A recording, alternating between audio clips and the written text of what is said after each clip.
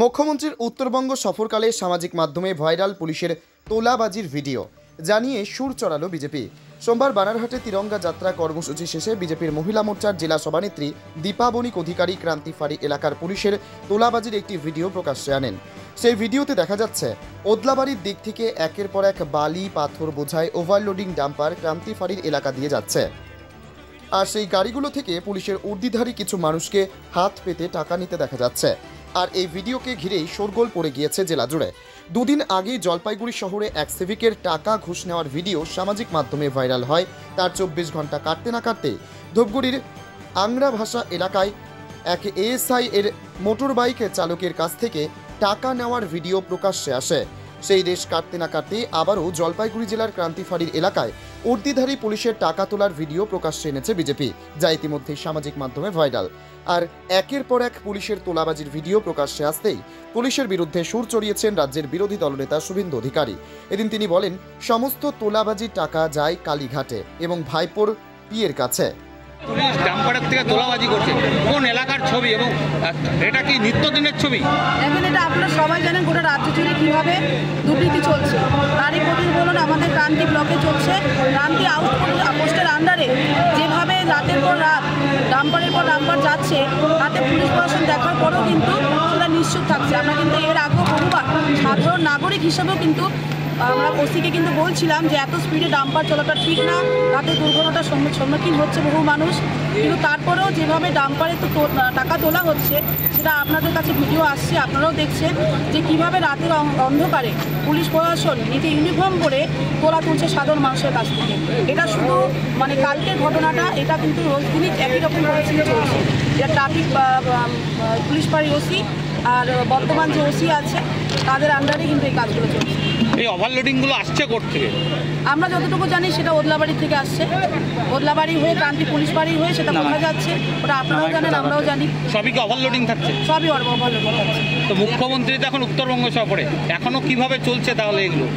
ওরা তো সাধারণ মানুষও জানছে না। ওনাদের জন্য, ওনাদের দুর্নীতির জন্য সবসময় ছাড় আছে, তো ওনাদের দুর্নীতি তো সবসময় চলবেই। সে মুখ্যমন্ত্রী আসুক আর প্রধানমন্ত্রী আসুক, ডাম্পারের যে কামাইটা ওদের কাছে যাচ্ছে সেটা তো দুর্নীতি করবেই ওরা। আপনার নাম? আমি দীপাবনিক অধিকারী, জলপাইগুড়ি জেলার বিজেপি মহিলা মোর্চা সভানেত্রী।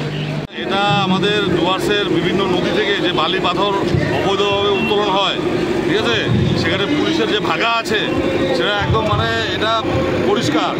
এবং বিভিন্ন সময় এই রাত্রেবেলা করে যে ডাম্পারগুলো পাস হয় ওই পুলিশ ওই ভাগা তোলে, এটা নিত্য নৈমিত্তিক ব্যাপার। এই ছবিটা কি তারই প্রমাণ? হ্যাঁ, তারই প্রমাণ। এই ছবি প্রতিদিনই দেখতে পাবেন আপনারা, রাত্রে যদি ওখানে ওই এলাকাতে যান প্রতিদিনই দেখতে পাবেন। কোথার থেকে উঠছে, মানে মূলত কোন নদীগুলোতে? কোন নদী বাঁধ আছে উত্তরবঙ্গের? নেওড়া, মাল নদী, বিষ, কোন নদী বাঁধ আছে? প্রত্যেকটা নদী থেকেই বালি পাথর উঠছে এবং হচ্ছে পুলিশের মদতে সেগুলো পাচার হয়ে যাচ্ছে দিনের পর দিন, রাতের পর রাত। মুখ্যমন্ত্রী তো এখন উত্তরবঙ্গ সফরে, এখনো কি চলছে? প্রতিদিন চলছে, আপনারা যান, আপনারা দেখতে পাবেন। আপনার নাম?